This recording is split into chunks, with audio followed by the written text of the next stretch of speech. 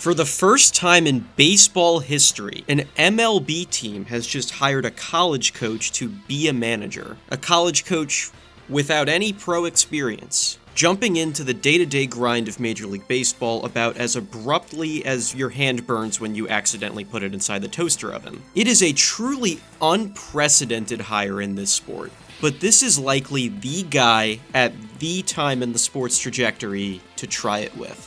New San Francisco Giants manager Tony Vitello is fresh off of turning the University of Tennessee's baseball program into a national powerhouse. At a time where the college game is the best and most relevant it's ever been, the Giants decided his work at Tennessee guiding 18 to 22-year-olds was amazing enough. But this is a man who, after being a walk-on infielder at Missouri, wound up coming back to the school as a pitching coach. Surely, infielders can't become pitching coaches. How could they possibly help pitchers become any good? Well, maybe Max was really good without... Oh. In the summer of 2017, the Tennessee Volunteers hired Arkansas assistant coach Tony Vitello for their head gig. And it is really jarring to see him clean-shaven here. It just doesn't look right.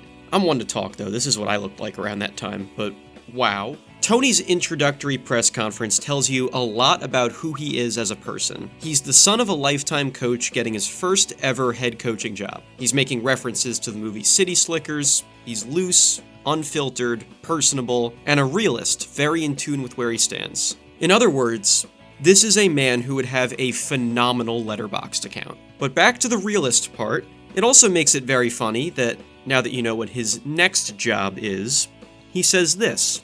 And usually you coach at the level you stopped at playing. It's kind of an unwritten rule in baseball. So what got this baby-faced college coach to be the leader of the San Francisco Giants? Well, his 8 seasons at Tennessee did. If you're unfamiliar with the team Tennessee became under Vitello, this is for you.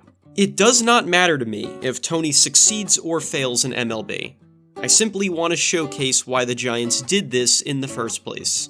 And it started from Tennessee tabbing this 38-year-old from St. Louis to bring them back to championship contention. A thought that may have seemed laughable to those in the locker room at the time. This is a program who has been to the College World Series final once.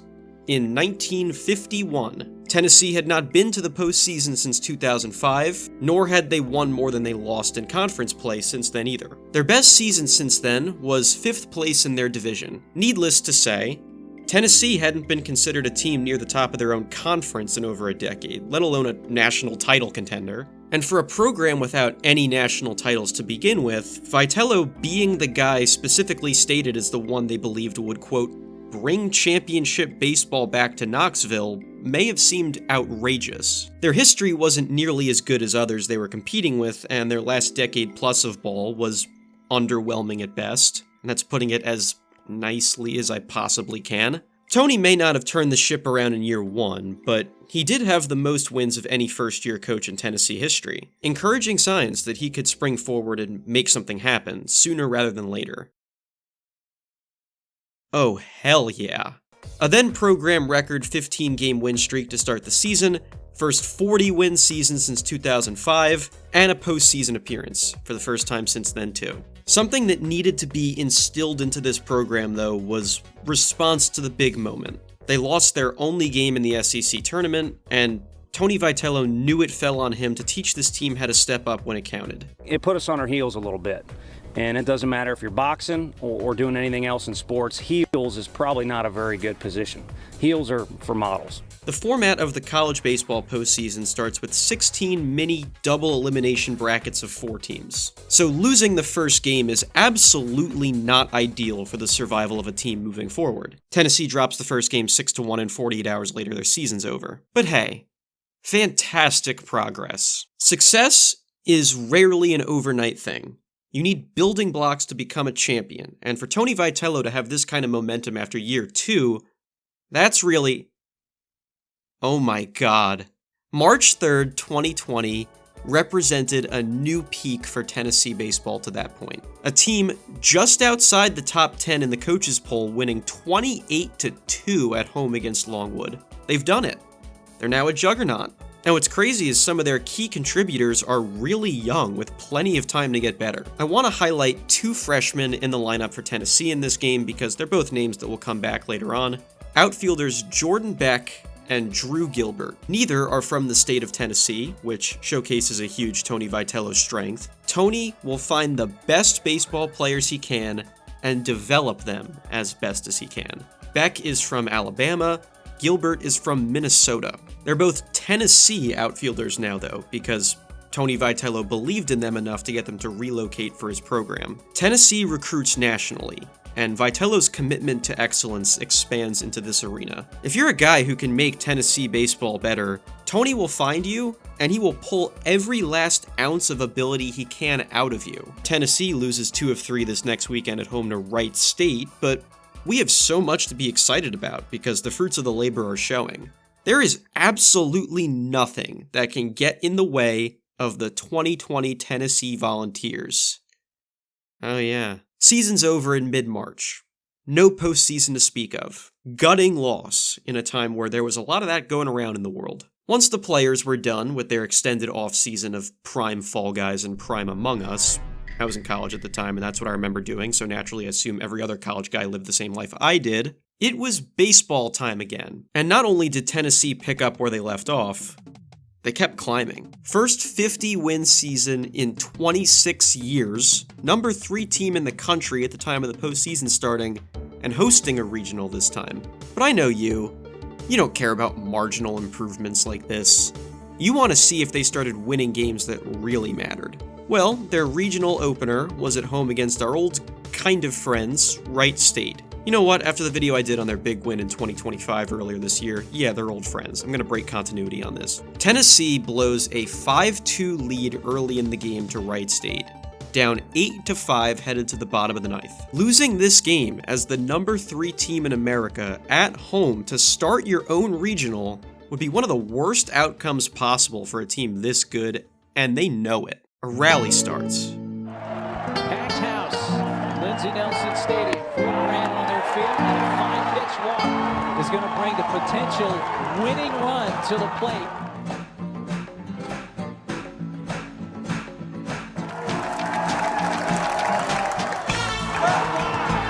Deep right, and Tennessee walks it off.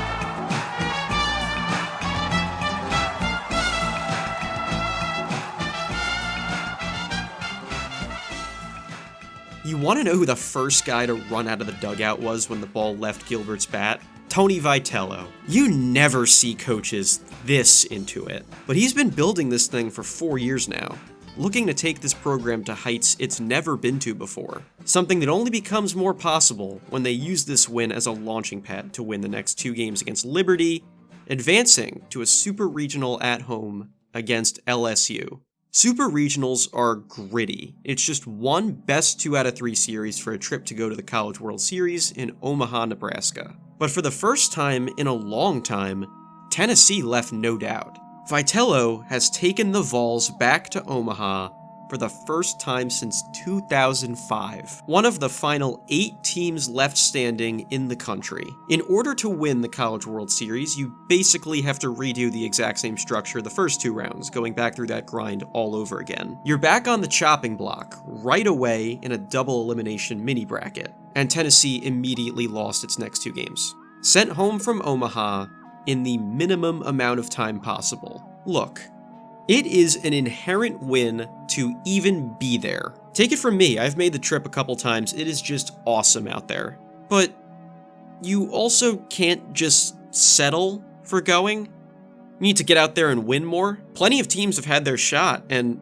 never do it. Tony once said that he has everyone in his program choose their definition of success. The word success to me is very important. In this room, we make these guys write down what success is for them and teach them that they need to define what a successful at-bat is or what a successful outing is, whatever it is. Noah, it's Noah Webster's dictionary. It says success is a degree or measure of achievement, or if you read it in another deal online, degree or measure of succeeding. I'm going to choose mine right here. Win the College World Series. Prove you're the best of the best. How about we arbitrarily use the first 45 games of 2022 to see if Tennessee has made any progress towards being the best of the best?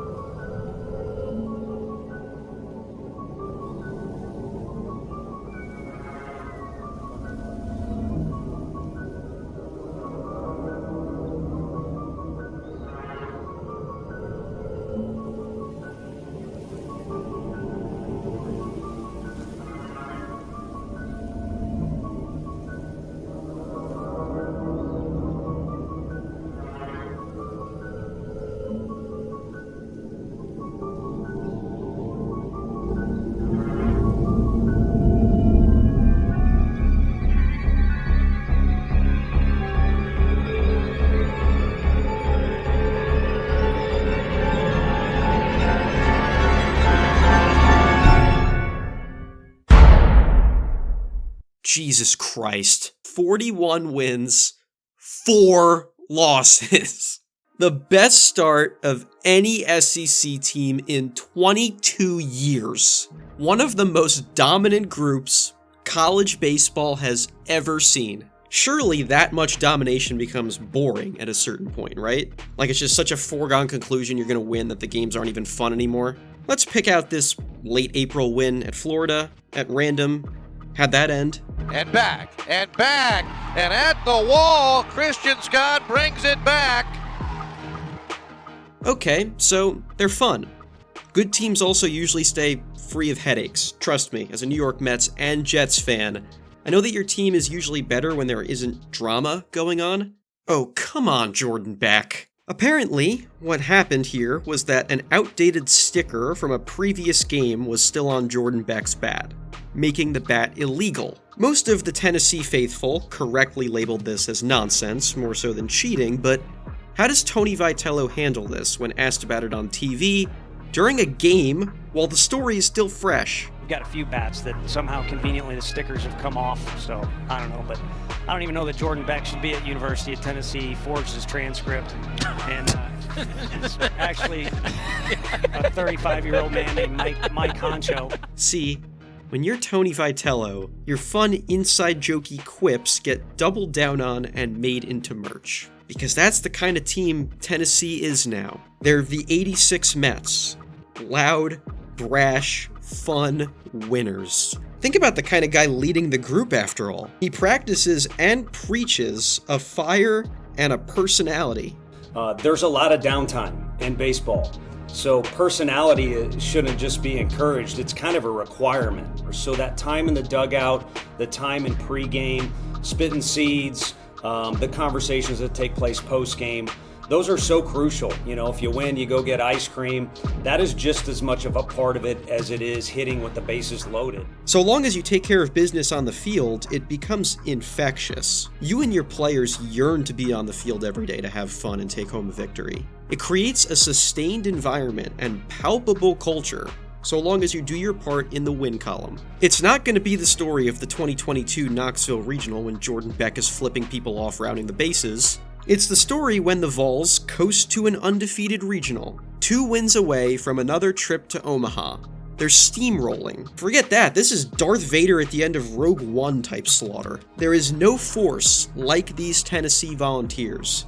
The Super Regional against Notre Dame is set to be a coronation on a second consecutive trip to Omaha, and to third. Brannigan goes to second for 1. Miller to first, and Notre Dame with the upset of the year in college baseball.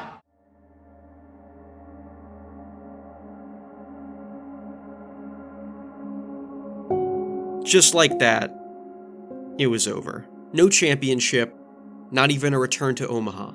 The 2022 Tennessee Volunteers baseball season, gone in the snap of a finger. That's what this sport can do. Beck and Gilbert get drafted within the top 40 of the next MLB draft as well, leaving Tennessee for good. In fact, 10 players from the 2022 team leave that offseason to sign pro contracts. A program record, and huge notch on Vitello's belt as a coach and talent developer. Because success is fickle, Tennessee baseball loses the first 2 games of 2023, gets swept by Vitello's alma mater Missouri, lose the Georgia, LSU, and Florida series, and fail to win a single game at the SEC tournament. They're still plenty good enough to be a postseason team, but all this goes to remind you that 2022 is in the rearview mirror. Hell, there are even plenty of reputable outlets who don't even consider them a top 20 team in the country anymore by the start of the tournament. Tennessee has to prove themselves down at the Clemson Regional. And Knight sends it to right. Christian Scott puts it away, and Tennessee has won its 7th consecutive regional game.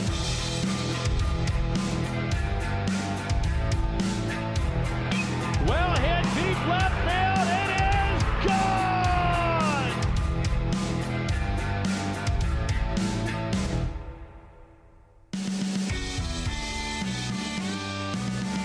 Hensley sends a sharply hit drive into the gap in right center. A hold at a third, they're going to wave him home. Tennessee reclaims the lead in the 14th. Tying run at third. Crichton puts it in the air to shallow right. Scott coming in, and Tennessee survives. 2-2 pitch. Swing and a miss, and Tennessee's won another regional. The Super Regional is on the road this time for the Vols, playing on the road against the consistently good and criminally underrated Southern Miss team. And Southern Miss wins the first game of the best of 3. Tennessee has to win back-to-back road games against one of the steadiest teams in America if they want to earn the trip back to Omaha. So when they go down 4-0 in Game 2, it's looking ugly. All they can do is battle.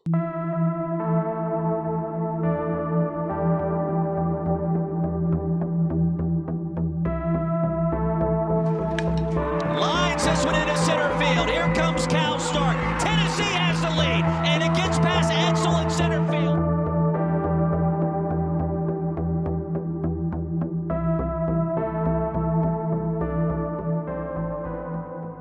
The winner-take-all game is all Tennessee in the beginning stages. 2 homers in the mid to late innings make it 5-0 Vols headed to the bottom of the 7th. But Southern Miss is putting up a fight.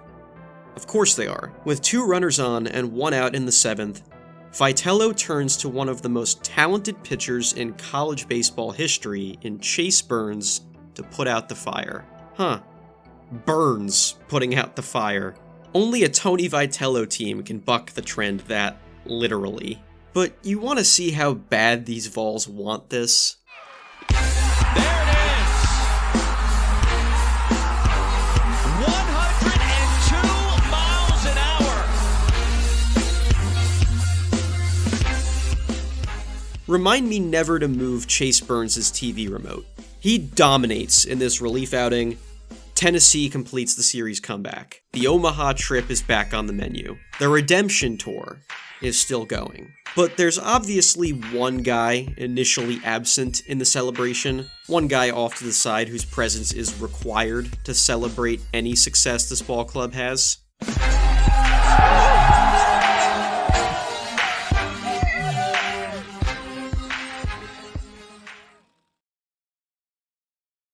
The 2023 College World Series trip for Tennessee did not result in a championship. Running into 2 matchups against a team led by some guy named Paul Skeens made that an impossibility. But to come back from adversity in Mississippi in what absolutely had the makings of a free down year, because who reasonably expects a better finish than the season where you started 41-4, Vitello's Tennessee Volunteers had proven they were legit, fun, and special. The one thing they hadn't proven was that they were national champions, making that the definitive, unquestioned, ultimate goal for 2024. Burns actually transfers away to the preseason championship favorites at Wake Forest for this season because Vitello was unwilling to guarantee him a spot as a starting pitcher on the team, which, considering his dominance as a reliever and inconsistent track record as a starter at Tennessee, isn't totally unreasonable at that moment in time. So they're gonna have to make this push without the most talented arm they had over the last couple seasons,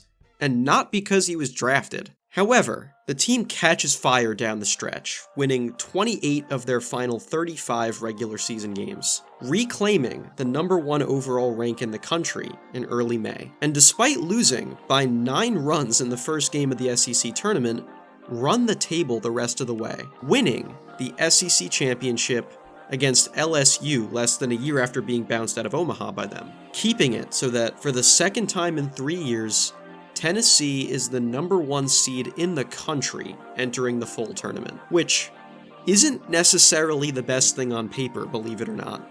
The #1 team come tournament time has not won the College World Series since 1999. Great for the viewing experience of the event, bad for the Vols.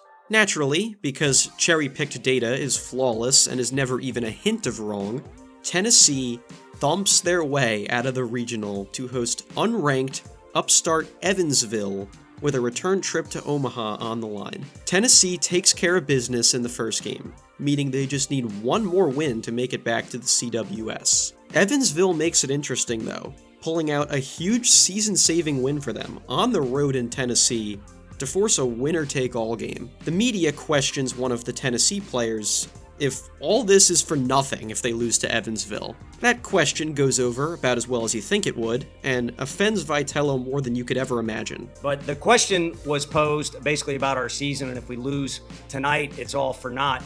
And Blake Burke wasn't too happy about it. Blake Burke's got a lot invested in this particular program. If I was Blake, back in that day, I was a little too wild. I would have said, B, you wasn't with me shooting in a gym or something similar to that. But he kept his composure. Clearly, you've seen me in action. I don't have great composure, so I'll speak on it for a sec. I was around my dad a lot. He can't tell me what to do. I don't consider myself, I work for people here, but I'm my own boss when I come here. And for me, success is part group. When our group has success, I consider myself a teammate to these guys. It means I had a level of success. So success for me is what I get to judge. If you're talking about success for this team, the one thing I stated after last season, because I'm in a bathroom crying with just a lot of emotions after we're able to beat Clemson last year, was to show up at work every day and get out of my car excited and to have fun and to be around people that want to be here. Omaha is real fun to go to. If you don't play that well, it ain't that fun. But I don't really give a damn, to be honest with you. As a matter of fact, we kind of can pick up where Evansville left off. We're not supposed to win because the #1 never wins. So house money. So I'm going to consider this even more of a success this year. At the end of the day, success for me is Omaha will be where Father's Day is for me. But you know what? If you're choosing, if you got a father figure in your life and they've done something to contribute for you, doesn't even have to be your dad, could be a coach maybe for you guys. You should appreciate them, and you're going to have a successful day too, no matter where you are. If it's not in Omaha, I would recommend Cabo, Ibiza, or Tulum. I'll be there at some point. I'd show you more from this speech, only it's about 6.5 minutes long. Tennessee won that next game 12-1, by the way. So, now they're back in Omaha, facing a very good Florida State team that has just been a wagon offensively. Tennessee is also a wagon offensively, with this team Vitello has built being the first ever college baseball lineup to have 5 20-homer hitters, speaking even more to his recruiting ability when, 4 of those 5 are not from the state of Tennessee. Their leader there is Christian Moore, who goes 5 for 6 in this game, hitting for the first cycle in the College World Series since 1956. Moore also goes on to break the record for the most homers in a season by a college second baseman, and becomes the Los Angeles Angels second baseman 1 day short of a year later than this very game. But none of it matters if that score on the scoreboard doesn't see a big shift soon. Tennessee was up by 3 runs early in this game. Now they need a 5-run comeback to avoid hitting the loser's bracket for the 3rd Omaha trip in a row. They do put together a nice rally before staring down the barrel of a 2-run deficit with 2 outs and 2 strikes in the 9th inning. And 2-2.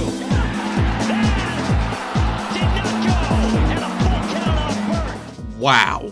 An unbelievable blessing of a second life is given to Tennessee. And they respond as well as you're hoping they do. Pitch. Back up the middle. Base hit into center. Eagle scores. More behind him. We're tied.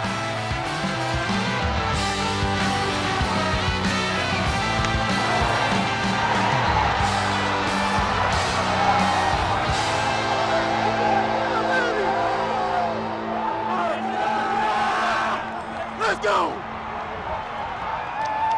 Man, it was fun. Good team win. Go Vols. They win the next game against North Carolina, a game in which the Tennessee center fielder leaves his eye black on the fence because of how forcefully he hit the wall making a catch. The hard-nosed Tennessee team literally leaving that mark. They pummel FSU in the rematch to go somewhere the Vitello Vols have yet to go before. The best of 3 College World Series final. First batter Texas A&M sends to the plate against Tennessee. And Grahovac sends this one to right. That sends Chapman back. He's still going back. How about a leadoff home run? That is very not good. Tennessee loses 9-5, one loss away from going home. The team uncharacteristically presses in the second game of the series, not scoring a single run through the first 6 innings. They've been responding to the big moment all the time now. Down just 1-0 in the 7th, waking up will save their season. They just need that jolt of energy to do it. Pitch, lifted in the air towards right, going back is Laviolette, Chase that, Dylan Riley has come through for the Big Horn. He lines it into the Tennessee bullpen, on the board, and now in front, home run Dylan Riley. Lifted in the air towards left, looking up, and that ball is gone! Tennessee a 3-run lead. And this ball is popped up into right. This one is now at the track, and that's where it will die. And Tennessee forces a game 3.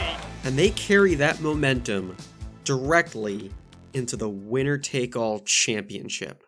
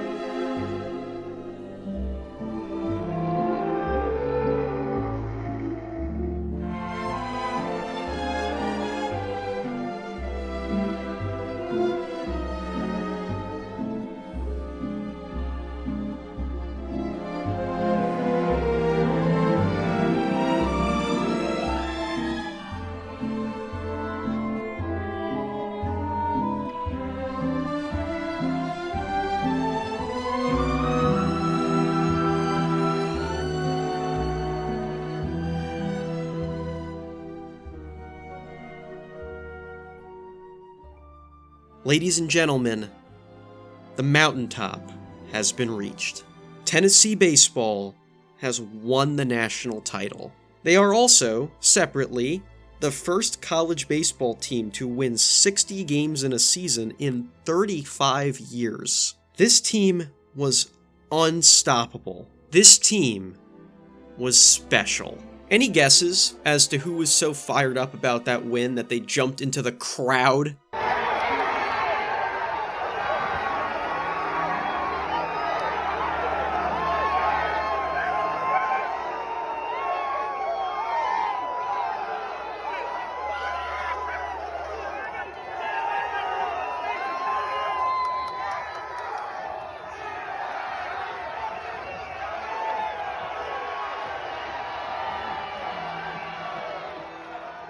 Tony V was not done expressing his emotions after that. Kids are tough these days. These guys will do whatever you ask them to do. Holy shit, I'm on the thing. I don't really know what happened the last pitch. Enjoy it. You did it. I don't care that they lose in the Super Regionals to end 2025. This is the moment. This is where Tony Vitello's Tennessee Volunteers peaked. But something else very special was happening in the world of Tennessee baseball. Some of the kids, the alumni during these years who helped shape the identity of what made this program so fun and so special, grew up. I want to focus on one in particular, though. Making his major league debut, it's a big part of the story of the game tonight, Drew Gilbert. And he will dive and catch it. Drew Gilbert playing his first game in this ballpark in a very tough right field to play. Take a look at Gilbert's reaction. And who's got, Gilbert's running the show, let's be honest. Look at him. The Energizer Bunny. 9 days after acquiring him from the Mets farm system, the San Francisco Giants brought Drew Gilbert to the major leagues. Drew Gilbert didn't even play all that well on the field in his first go of it with the Giants. He's still been, completely deservedly, credited as a breath of fresh air for them. He's the totally warranted and beloved spark plug of energy in San Francisco, and does successfully loosen up some of the older players around him. It makes perfect sense that if they were so enamored by the impact Drew Gilbert can have on his peers, the fan base and the organization at large too, they'd want as much more of that as they could get, going right to the source of all that energy. On October 18th, 2025, news breaks that the San Francisco Giants have essentially decided their managerial job belongs to Tony Vitello, if he wants it. Supposedly, they've had their eye on him for a while, believing in everything we've said before in this story, and believing he is the man who can help the San Francisco Giants restore a successful identity.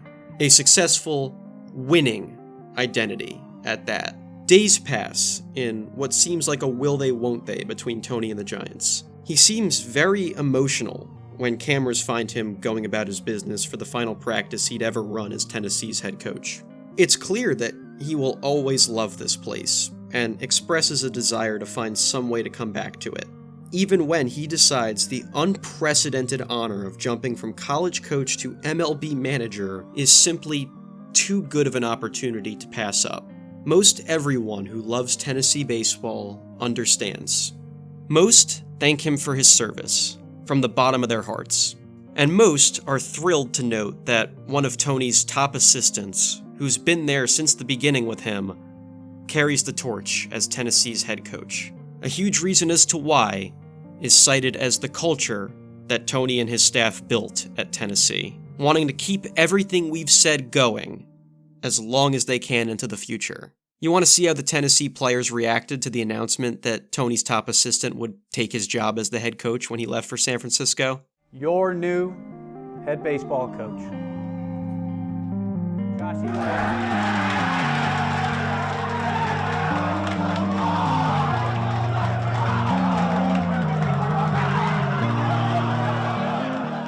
That is amazing. I've never seen anything like it. Tony, deep down, has to know he's earned this MLB opportunity. And that's why we're here right now. No matter how much Tony Vitello might miss Tennessee's culture, it's irrelevant to me how his Giants tenure goes.